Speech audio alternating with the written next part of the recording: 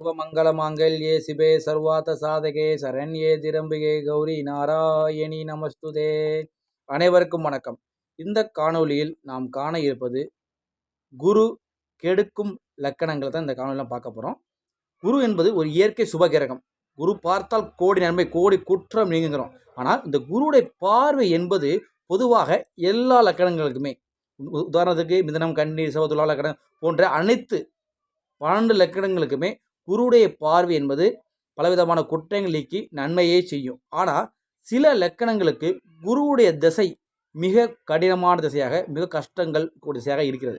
அதில் நம்ம ஒவ்வொரு லக்கணம் பார்ப்போம். அதில் பார்க்கும்போது முதன்மையாக அதிக கஷ்டங்களை அணியக்கூடிய லக்கணங்களாக மிதன, கன்னி, புதனுடைய மிதனமும் கன்னி லக்கணங்களுக்கு அமையும். ஏனென்றால் கேந்திராவதி, மாரகாதிபதி, பாதகாதி என்று வரக்கூடிய இந்த குரு இந்த மிதுன கன்னி லக்கணங்களுக்கு 100க்கு 100% நல்ல பலன்களை தருவது இல்லை. அவர் உபஜயசனம் 3, 6, 11 இந்த பாவங்கள் இருந்தால் ஓரளவு ஒரு 20% நல்ல பலன் செய்வதே மிக கடினமான விஷயம். இங்கே மிதுனம் கன்னிக்கு முதன்மையாக குருவுடைய திசை மிக கடினமான பலன்களை செய்யும். நீங்கள் உங்கள் திசை நடந்தவர் கண்டிப்பாக கமெண்ட் பண்ணுங்கள். உறுதியாக சொல்கிறேன், மிதுனம் கன்னி லக்கணங்களுக்கு குருவுடைய திசை மிக கடினமான பலன்களை தரும். அடுத்ததாக இரண்டாவதாக அவருடைய இந்த பக்கம் பாருங்கள், இவர் தேவகுரு, அசுரகுரு. இந்த சுக்கரனுடைய இலக்கணம் அசுரகுரு சொல்லக்கூடிய சுக்கரனுடைய சுக்கராச்சாரியார் சொல்லக்கூடிய சுக்கர இலக்கணங்களாகிய ரிஷப துலாம் இலக்கணங்களுக்கும் இந்த குருவுடைய திசை மிக கடினமான பலன்களை செய்யும். ஏனென்றால் ரிஷபத்துக்கு அவர் அஷ்டமாதிபதி, லாபாதிபதி. கஷ்டங்களையும் அவமானங்களையும் கொடுத்து 100க்கு 75% அவர் கஷ்டங்களையும் அவமானங்களையும் கொடுத்து ஒரு 25% மட்டுமே நல்ல பலன்களை தரக்கூடியவர். அடுத்ததாக சுக்கிர இலக்கணமாகிய துலாம் லக்கணத்திற்கு பார்த்தீங்கன்னா 3, 6 கூடியவர். 3 இந்த 6 கூடிய குரு என்ன செய்வார் என்றால், அவர் 2 மறைவு ஸ்தானங்களை அதிபதி என்பதால் இந்த துலா லக்கணக்காரங்களுக்கும் குரு தசை நல்ல பலன்களை தருவது இல்லை. துலா லக்கணங்களுக்கும் சரி, ரிஷப லக்கணத்துக்கும் சரி, இந்த குருமக திசை நல்ல பலன்களை தருவதில்லை, கஷ்டங்களை தான் கொடுக்கிறது. அடுத்ததாக பார்க்க போனால் மூன்றாவதாக மகர கும்ப லக்கணம். ஏன் மகரம் அவருடைய நீச்ச வீடு வேற. இன்னொன்று மகர லக்கணங்களுக்கு அவருடைய ஆதிபத்தியம் சிறப்பான ஆதிபத்தியம் இல்லை. ஒரு கிரகம் ஆதிபத்தியத்துடன் செயல்படும். பார்த்தீங்கன்னா மகர லக்கணத்திற்கு குரு 3, 12 கூடியவர். ஒரு மறைவு ஸ்தானத்திற்கும் இன்னொன்று விரைய ஸ்தானத்திற்கும். அப்போது மகர லக்கணத்திற்கும் ஒரு 100க்கு 70% கெடுதலான பலன்களை, ஒரு 30% நல்ல பலன்களை மட்டுமே செய்யக்கூடியதாக குரு இருக்கிறார். அதிகமாக விரயங்களை கொடுக்கக்கூடியவராகவும் இந்த குரு இருக்கிறார். அடுத்ததாக சனியுடைய லக்கணமாகிய இன்னொரு லக்கணமாகிய கும்ப லக்கணத்துக்கு 2, 11 கூடியவர்.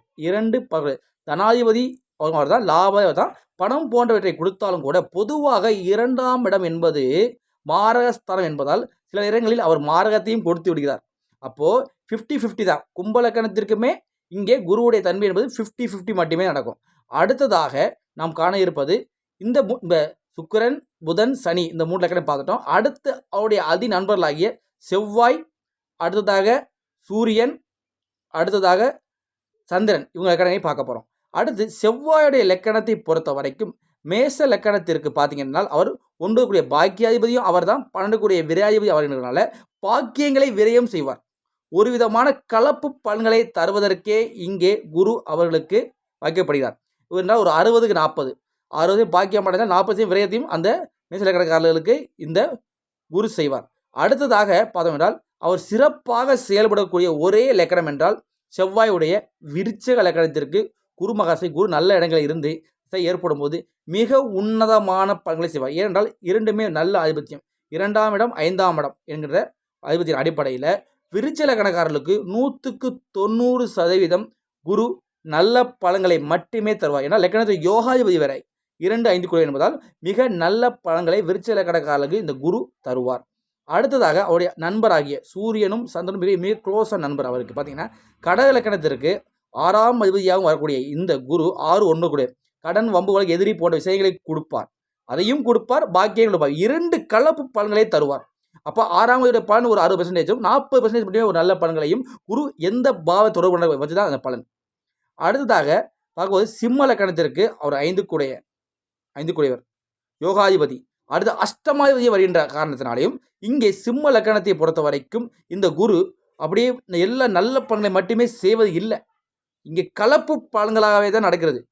ஆனால் குருவுடைய பார்வை, திரும்ப சொல்கிறேன், குருவுடைய பார்வை எங்கே பார்த்தாலுமே சிறப்பு தான். ஆனால் என்னென்றால் அவர் எந்த பாவகத்தை பார்க்கிறாரோ அந்த பாவகத்தை வளர்ப்பார். குருடைய பார்வை நல்ல ஸ்தானங்களை பார்ப்பதே நல்லதே தவிர கெட்ட ஸ்தானங்கள் துர்ஸ்தான 6, 8 பார்ப்பது குருடைய பார்வை என்பது சிறப்பு அல்ல. ஏனென்றால் வம்பு வழக்கு அவமானங்களை வளர்ப்பார். குரு எந்த பாவத்தை தொடர்பு கொள்கிறாரோ அந்த பாவத்தை குரு வளர்க்கக்கூடிய தன்மை கொண்டவர். இந்த அடிப்படையில் அவர் துர்ஸ்தானங்களை பார்க்காம இருப்பதே நல்லது. அடுத்ததாக அவருடைய லக்கணங்களாகிய தனுசு மீன லக்கணங்களுக்கு தனுசு மீன லக்கணங்கள் பார்த்தீங்கன்னா தனுசு லக்கணத்துக்கும் அவர் லக்னாதிபதியாக கேந்திராவிதியை வருகிற போது அப்போ இருமாய கலப்பு பலன்களையே தனுசு லக்கணத்துக்கும் அவருடைய லக்கணத்துக்குமே அவர் கொடுப்பார். அடுத்ததாக பார்க்கும்போது மீன லக்கணத்துக்கு பார்த்தீங்கன்னா லக்னாதிபதி அவர் தான் 10 கூடையவர் அவர் தான்.